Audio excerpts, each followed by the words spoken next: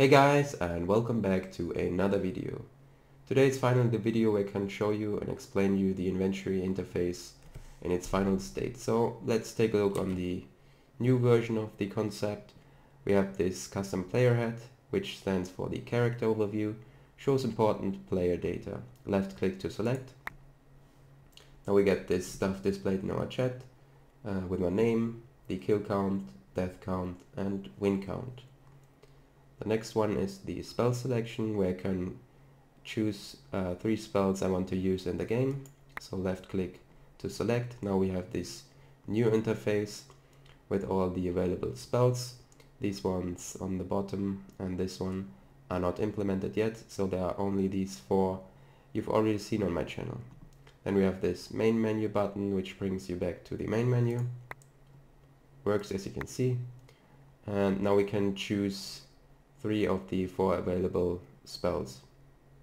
So let's choose one. Now we get this reset selection button since we have chosen one. It now says already selected, whereas all the others say left click to select. If you're interested in the lore text, feel free to pause the video and check it out yourselves if you haven't seen that already on my channel. So we can reset it. Now we can left click to select it again and make our selection up to 3, and this one also gives a short explanation. Now we have chosen all our spells, but if I reset it, it says choose your first spell. If I choose one, it says choose your second spell. One more, it says choose your last of 3 spells. Okay, reset. Or we can also choose one, get out of the selection, get back into the selection, and still have our selection saved for our player. And the last one, since this shop main menu is not implemented yet, the achievements, you can see 3 rows representing a certain achievement. The first one stands for the kill achievements, the second one the win achievements, and the last one the play achievements.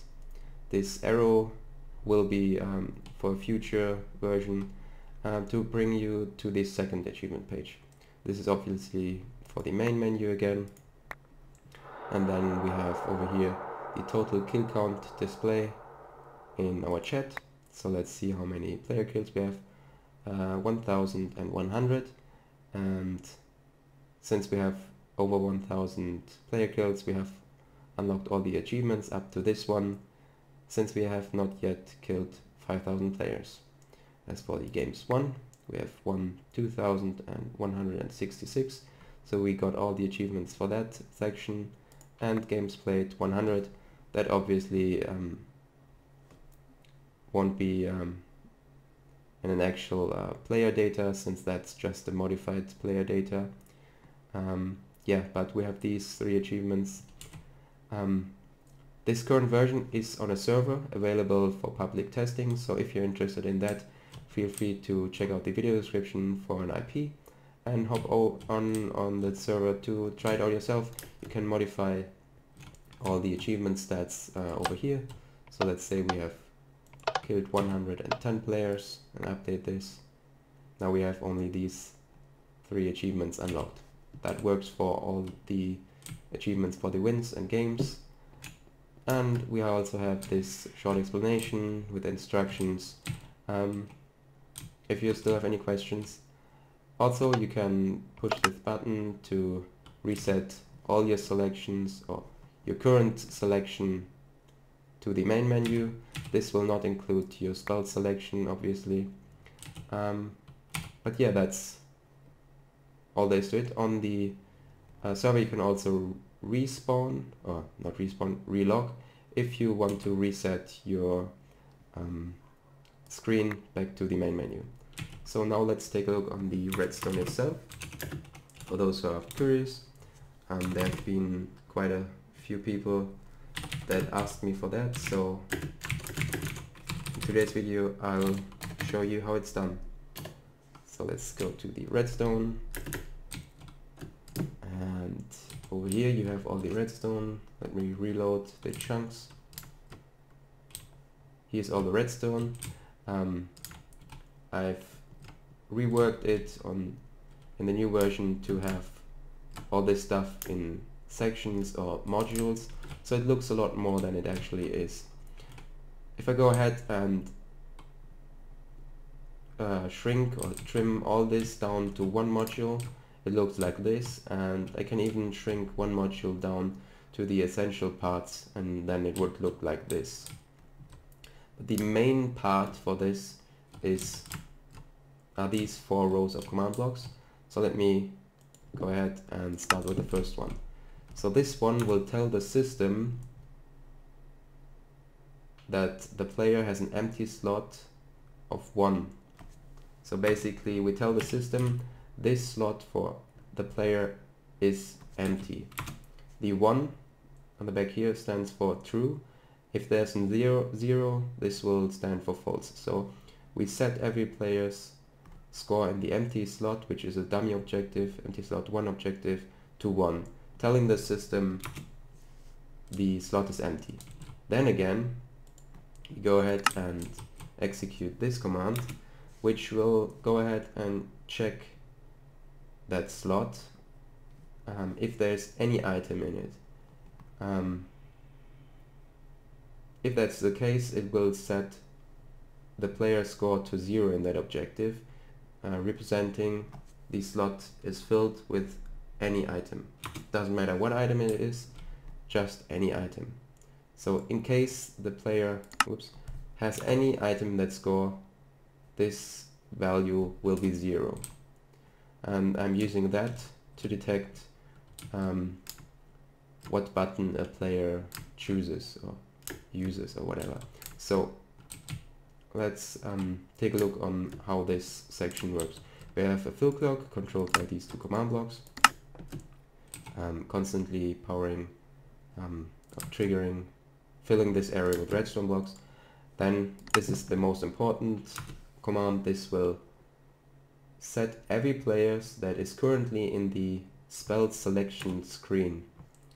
So let me go ahead and get into the spell selection. There's a bug that if I'm in game mode 1, I'll keep the item I triggered. So that's only a bug in creative. Okay, once again, if we're in the spell selection screen, which we currently are, and have an empty slot 3 of 1, so it's true, which by default it isn't, since we have this main menu button in that slot. Then every player will get a score of 1 in the spell selection to main menu objective. If that's true for any player, this will output a signal triggering this command block, which will set the current screen to 0 for all the players who triggered that command. We'll set a redstone block excuse me, over here to stop the fill clock. We'll set a redstone block all the way back on this command block over here, which will then trigger the fill command, which will fill the entire area on top of here with redstone blocks to trigger all the command blocks. The first one being a clear command to clear the inventory from all these players who triggered that command. And then we have one slice of this whole contraption, which will basically do the same as I already explained in the fill clock over here. Just do the same again for the slot 36, just to be on the safe side, since multiplayer environments are very tricky. And then again, the magic comes from giving a player a stone button with a damage value of 10, or any damage value that is not 0, and with some custom law text. So this stone button is basically bound to the 36th slot. And then again, we set the new screen, which will be the main menu for all these players, and reset this temporary objective from spell selection to main menu to 0, clear all the buttons, and fill the entire area with air again. So all the buttons are basically placeholder, since for the main menu, let me show you that, the first slots are empty. So button will be given to a player, another button, and another button. For the fifth slot we want this player head. And I have this give command which will give the player this custom player head, nothing special. And then we tell the system the fifth slot for that player is not empty. There is an item in it, so there won't be given out a button for that player, for that slot, since this requires the empty slot value to be 1, but we will set that player's value to 0, independently from whatever this outputs first. And that we can do for all the items you want your new screen to have, and then you can basically create your own interface. There are obviously a couple more things like first time joining on a server and relogging, dying and such, but that's another story. This on top of here is just to create all these scoreboards, but as you can see we have these modules. They look more or less all the same. They differ in the amount of command blocks, obviously, since this one only needs 5, but this one obviously requires a lot more. But that's it for the explanation. I hope it was decently understandable. I think it's, as for the concept, it's fairly straightforward. There will be a schematic available if you are interested in creating your own interface with the help of the sample. I'll also put this fill clock in the schematic, so you only have to press this button and modify this stuff to your desire and create your own interface. As for the public testing, feel free to hop on the server and try it out yourself, how it currently is. So maybe I'll see you there. Thanks for watching, I hope you liked it. Feel free to leave feedback and suggestions as always in the comment section below. But that's it for today's video. I wish you all a wonderful day, guys, and I'll see you next time. Take care and bye bye.